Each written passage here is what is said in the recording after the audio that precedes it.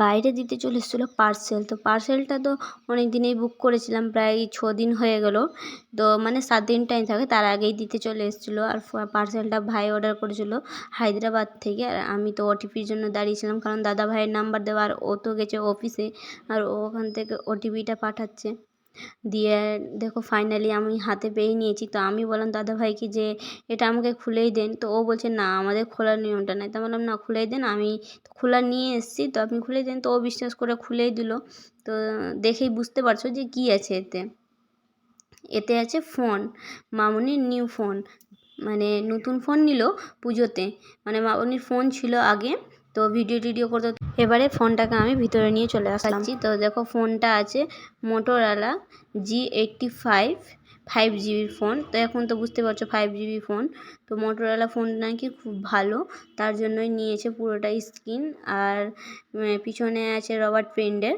আর মানে ফোনটা খুবই পাতলা, আর সাথে দিয়েছে চার্জার তো সব ফোনেই দিই, তাই এটাও দিয়েছে। আর এটা অর্ডার করেছিলাম ফ্লিপকার্ট থেকে। এটা বিগ বিলিয়ন সেলে নিয়েছিলাম, ওটা শুরু হয়ে গেছিলো সেলটা।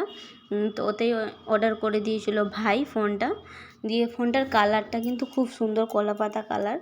তো খুব পাতলা ফোনটা, আর ক্যামেরাটা কিন্তু খুব ভালো, মানে সব কিছুর দিক থেকেই ফোনটা খুব ভালো।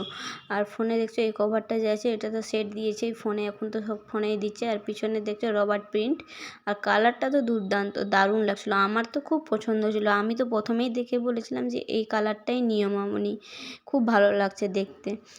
ফোনের স্ক্রিনটা পুরো মাখন, মানে খুব ভালো লাগছে, আর চালাতেও খুব ভালো লাগছে ফোনটা। আর এটা হচ্ছে মামনির আগেকার ফোনটা। তো আমি এটারও কভারটা খুলে দেখাচ্ছি, কারণ এই ফোনটা আগেকার মানে খুব হ্যাং করতো, র্যামটা খুব কম। এটা ছিল রিয়েলমি ফোন, মামনির অনেক দিনের ফোন।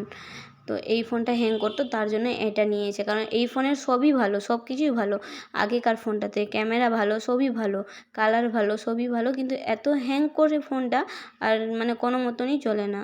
দিয়ে এই ফোনটা নিয়েছে। দেখে এই ফোনটা এখন অন করলাম জাস্ট শুধু।